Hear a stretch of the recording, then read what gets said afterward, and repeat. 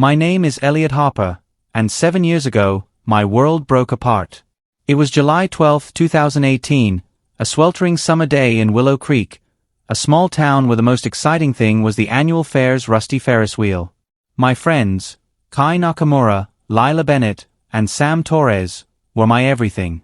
Kai was the fearless one, his crooked grin daring us to climb higher, run faster. Lila was the heart, her freckled nose crinkling when she laughed, her sketches capturing moments we thought would last forever. Sam was the worrier, always chewing his hoodie strings, but loyal enough to follow us anywhere. We were 10, invincible, bound by secrets whispered in backyard forts and promises sworn under starlit skies. That day, we played hide-and-seek in the woods behind our neighborhood. The forest was our playground, a maze of oaks and pines that stretched beyond the horizon. We'd played the game 100 times, but something felt wrong. The air was thick, heavy with the promise of a storm, though the sky was a flawless blue. I was the seeker, standing by an old stump, hands over my eyes, counting to 100. I heard Kai's taunt, "You'll never find me, loser," and Lila's giggle fading into the trees. Sam's footsteps crunched, then stopped. At 100 I shouted, "Ready or not, here I come." The woods were silent. No birds chirped, no leaves rustled, just a suffocating stillness that pressed against my chest. I searched for hours, calling their names until my throat was raw. Panic clawed at me as the sun sank, painting the trees blood red. I stumbled home, tears streaming, and told my parents. The police came, their flashlights slicing through the dark, dogs barking. Search parties combed the forest for days, then weeks. They found nothing, no footprints, no torn clothes, no trace. Kai, Lila, and Sam were gone, and the case went cold. I carried the guilt like a stone in my gut. I was the seeker. I was supposed to find them. 4 years, I lay awake, replaying that day, wondering if I'd. 미스트의 클로 A 섀도 A 사운드. By my junior year of high school in 2025, I was 17, a quiet kid haunted by ghosts. I saw their faces in my dreams, Kai's smirk, Lila's freckles, Sam's nervous eyes. I spent hours on Reddit, scouring r/unsolved mysteries, posting in local threads about missing persons, hoping for a lead. 너신 came of it. Until Mara. It was a rainy Tuesday in October 2025, and I was in the school library, hunched over my laptop, scrolling through a thread about unsolved mysteries in Willow Creek. A shadow fell across my screen, and I looked up to see a girl I didn't know. She was tall, pale, with dark hair that fell in loose waves and eyes too bright, like polished glass catching light. "You're Elliot, right?" she said, her voice soft but deliberate. "I'm Mara. I'm new. I heard about your friends." Everyone in Willow Creek knew about Kai, Lila, and Sam, but the town had buried their memory, like a wound too raw to touch. "What about them?" I snapped, bracing for a cruel joke. Mara smiled, a small, knowing curve of her lips. I'm in the drama club. "I'm good at becoming other people. I could act them out for you." Kai, Lila, Sam. I could bring them back, in a way. I left, Peter and Soup. "That's not funny." "It's not a joke," she said, her eyes locking onto mine, unblinking. "I've studied them. I know their stories." Let me show you. Everything about her felt wrong. Her stare, the way her fingers twitched like they were itching to move.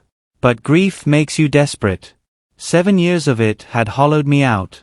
I agreed to meet her after school in the drama room. The drama room was dim, lit by a single spotlight that cast long shadows. Mara stood in the center, her posture shifting as she closed her eyes. When she opened them, she was Kai. The tilt of her head, the sarcastic drawl in her voice, the way she shoved her hands in her pockets. It was him, down to the way he cracked his knuckles. She told a story Kai used to tell about sneaking into the movie theater, every word perfect, every laugh his. My chest tightened, tears burning my eyes. For a moment, he was there. Then she became Lila, her voice softening, her hands fluttering like Lila's when she was excited. She spoke of the time we built a fort in her backyard, a memory I'd never shared with anyone. Finally, she shifted into Sam, chewing on her sleeve, her eyes darting nervously. It was impossible, unnatural, but I couldn't look away. It was like they were alive again, standing in front of me. "How do you do that?" I whispered, my voice shaking. Mara smiled, but there was something cold in it, like a blade hidden in silk. "I told you, I'm a good actor. I started going to the drama room every day." Mara's performances became my obsession, a lifeline to the friends I'd lost. She didn't just mimic them, she became them, capturing Kai's sarcastic wit, Lila's gentle optimism, Sam's nervous energy. It was like having them back, even if just for moments. But cracks appeared in the illusion. Mara knew things she shouldn't, private jokes, secrets only the four of us shared. Once, she recited a poem Lila wrote, one I'd burned after she vanished to keep it private. Another time, she used a nickname Kai had for me, Elbow, from a dumb wrestling match nobody else knew about. I posted about her on a local Reddit thread, asking if anyone knew the new girl in the drama club. Most responses were vague, people saying she seemed off or didn't show up in school records. But one user, lost in Willow, sent a private message, "Stay away from her. She's not what she seems. She collects people." The message was deleted hours later, but the thread blew up, with locals sharing stories of strange encounters in the woods, a figure with mismatched skin, voices that didn't belong. It gave me chills, but I couldn't stop. Mara was my only connection to them. 더 퍼포먼시즈 그루 다우커. Mara's eyes would flicker mid-act, shifting between Kai's brown, Lila's green, and Sam's blue. Her skin looked too smooth in places, like it was stretched tight over something unnatural. One day, I caught a glimpse of a scar under her sleeve, jagged and old, like a seam. I started to wonder what I was dealing with, but the pull of seeing my friends was too strong. Tea was a Friday in November, the drama room colder than usual, the air heavy with the smell of dust and something metallic. Mara was in the middle of Kai's laugh, so perfect it broke me. It wasn't just a sound, it was him, his defiance, his life, stolen and worn like a mask. 스톱. 아이 배그드. 티어즈 스트리밍 다운 마이 페이스. Just stop. Her smile faded, and she tilted her head, studying me like a predator sizing up prey. What's wrong, 엘리어트? Am I not a good actor anymore? Her voice was Kai's, then Lila's, then Sam's, cycling through them like a radio tuning to different stations, each one laced with pain. How do you know them? I demanded. My voice shaking. How do you know things nobody else could? She stepped closer, her movements jerky, like a puppet on fraying strings. Because they're here, she said, her voice a chorus of theirs, layered and wrong. She rolled up her sleeves, revealing her arms. Her skin was a grotesque patchwork, different tones stitched together with crude, black thread. Some patches were pale, others tanned, some freckled like Lila's. I stumbled back, nausea rising, my heart pounding so hard I thought it would burst. "What are you?" I whispered, my voice barely audible. Mara's smile returned, sharp and wrong, her teeth glinting in the spotlight. "I'm them. Pieces of them, anyway. The woods took them, but I kept them safe. Want to see more?" She unbuttoned her shirt, revealing a torso covered in more stitches, a horrifying quilt of flesh. I recognized a birthmark on one patch, Sam's, from his shoulder. A scar on another, Kai's, from a bike accident when he was 8. Her body was a canvas of my friends, their essences trapped in her. "They're still alive," she said, her voice fracturing into a dozen tones, some I didn't recognize. "In me. Want to talk to them?" Before I could answer, her mouth opened, and their voices poured out, not mimicked, but real, as if they were speaking from within her. "Elliot, help us," Lila sobbed, her voice raw with fear. "It hurts," Sam whimpered, his words trembling.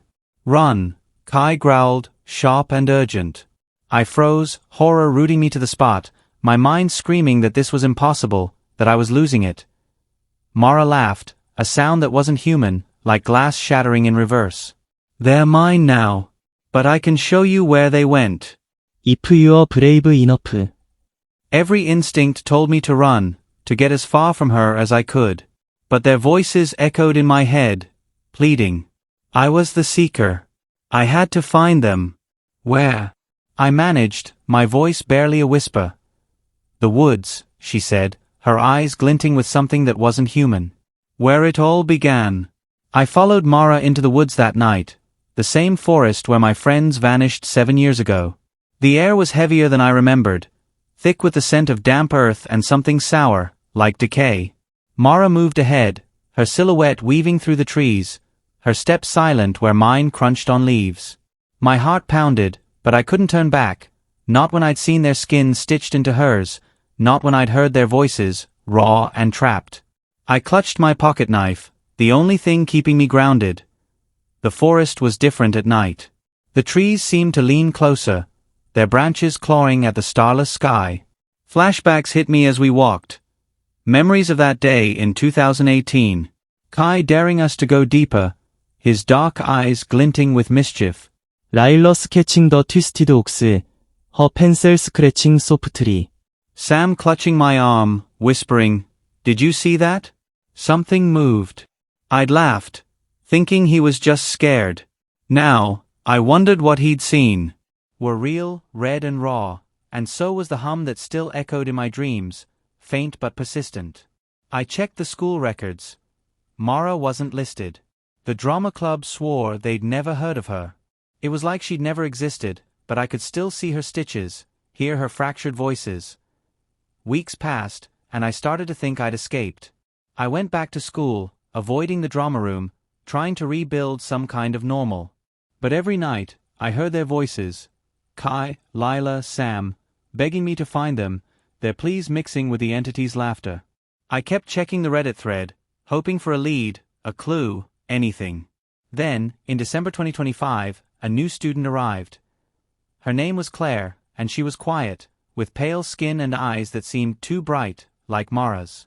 She sat alone in the cafeteria, watching me with a stillness that made my skin crawl. One day, she approached, her smile eerily familiar, like a shadow of Mara's. "Elliot, right?" she said, her voice soft. Then it shifted, dropping to my own from when I was 10, reciting a joke I'd told Kai that day in the woods. "Why don't skeletons play hide and seek? They'd lose every time." My tray clattered to the floor, the sound echoing in the silent cafeteria. "Who are you?" I whispered, my heart pounding. She leaned closer, and I saw it, a faint line of stitches under her collar, hidden by makeup but unmistakable. "I'm a good actor," she said, her voice cycling through Kai's sarcasm, Lila's gentleness, Sam's nervous stutter, and then mine, from that day in 2018. "Want to play again?" I ran, my pulse roaring in my ears. The entity hadn't let me go. It had taken a piece of me during the ritual. My voice, my memories, and given it to her. I checked the Reddit thread that night, and a new comment from Lost in Willow chilled me to the bone. "It's not just one girl. It's never just one." I stopped sleeping after that. Every shadow felt like her, Claire, Mara, or whatever new face the entity wore. I started carrying my pocket knife. A shadow, a figure, something that took them. Mara didn't speak as we trekked deeper, her movements too fluid, like she wasn't bound by gravity. I tried to keep track of our path, but the woods felt alive, shifting. Paths I'd known as a kid twisted into dead ends. A faint hum vibrated through the ground, like a heartbeat, growing louder with every step. "Where are we going?" I asked, my voice trembling. "To the heart," Mara said, her voice a strange blend of Kai's sarcasm and Lila's softness. She glanced back, her eyes catching the moonlight, blue, then green, then brown, cycling through my friend's colors. "They're waiting." We reached a clearing I'd never seen, despite searching these woods for years. A massive stone sat in the center, its surface carved with runes that pulsed faintly, like veins under skin. The air was colder here, my breath visible. Mara knelt by the stone, tracing the runes with her fingers. "This is where they hid," she said. "Too well. It found them." "What's it?" I asked, my stomach churning. She smiled, her teeth too sharp in the dim light. "Something older than this town. Older than time. It takes what's lost, keeps them forever. Their bodies, their memories, their souls. It stitches them together to feed." I'm one of its creations, but I can help you free them. If you're willing to pay. Pay what? I said, stepping back, my hand tightening on the knife. A piece of you, she said, her voice dropping to Sam's nervous stutter. Blood. Memory. Something to trade. Do you want them back or not? I thought of Kai's laugh, Lila's warmth, Sam's loyalty. 7 years of guilt weighed on me. What do I do? She described a ritual, blood on the stone, words she'd teach me, a fire that burned without heat. It'll call the entity, she said. Offer it something, and it might let them go. My hands shook as I followed her instructions. I pricked my finger with the knife, smearing blood on the runes. They glowed brighter, the hum growing louder, vibrating in my. Everywhere, checking my own skin in the mirror for stitches, terrified I'd find them creeping across my arms. My parents sent me to a therapist, thinking I was spiraling. I told her everything, expecting to be locked away, but she just nodded, scribbling notes. Sounds like you're processing trauma, she said, but her eyes lingered on me too long, and I swear I saw a scar behind her ear, faint but there. The Reddit thread kept growing, a digital campfire for Willow Creek's haunted. People posted about loved ones who vanished. Friends, siblings, parents. Gone without a trace near the woods. Some shared stories of strangers with mismatched skin, voices that shifted mid-sentence, eyes that didn't match. One user, Run from the Woods, uploaded a blurry Polaroid found in their attic, a group of kids in the forest, and in the background, a figure with a patchwork face, barely visible. The post was deleted by moderators for disturbing content, but not before it racked up 10,000 upvotes and hundreds of comments. The thread became a local legend, shared across social media, with hashtags like #WillowCreekHaunting trending on X. I couldn't let it go. If my friends were still out there, trapped in that thing, I had to try again. In January 2026, I went back to the woods, armed with salt, a lighter, and a journal where I'd written every memory of Kai, Lila, and Sam, every laugh, every fight, every moment that made them real. I hoped it would anchor their souls, give them something to hold on to. I found the clearing again, the stone pulsing like a heart, the runes glowing faintly. The hum was louder now, vibrating in my chest. I poured salt around the stone, lit a fire, and read their memories aloud. Kai's bike crash, the scar it left on his knee, Lila's fort, the way she'd named it, Castle Freckles, Sam's hoodie, the one he wore until it was threadbare. The air grew heavy, the hum deafening, drowning out my voice. I kept reading, my hands shaking, tears blurring the pages. The entity came, its shadow coiling like smoke, its presence pressing against my mind. You can't take them back, it said, in my mom's voice, my dad's, my own. You're already mine. I threw the journal into the fire, screaming their names. The flames flared, unnatural and cold, and for a moment, I saw them, Kai, Lila, Sam, standing in the clearing, whole and real. Kai's grin was fierce, Lila's eyes bright with tears, Sam's hands twisting his hoodie strings. We're sorry, Lila whispered, her voice faint. You tried, Kai said, his tone softer than I'd ever heard. Run, Sam begged, his eyes wide with terror. Then they dissolved, their voices swallowed by the entity's laughter, a sound that clawed at my sanity. I stumbled home, the fire still burning behind me, the woods whispering my name. The Reddit thread was locked by then, flagged for encouraging dangerous behavior, but private messages kept coming. People from other towns, other states, said they'd seen her, Claire, Mara, or someone else with stitches and shifting voices. One user sent a voice recording, just static and a faint whisper, my own voice, saying, ready or not.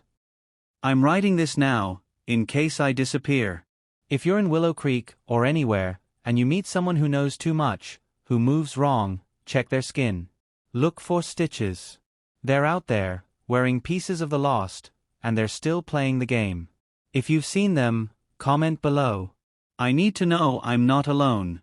The hum is in my head now, and every night, I hear my own voice, calling from the woods. The game never ends, and I'm still the seeker.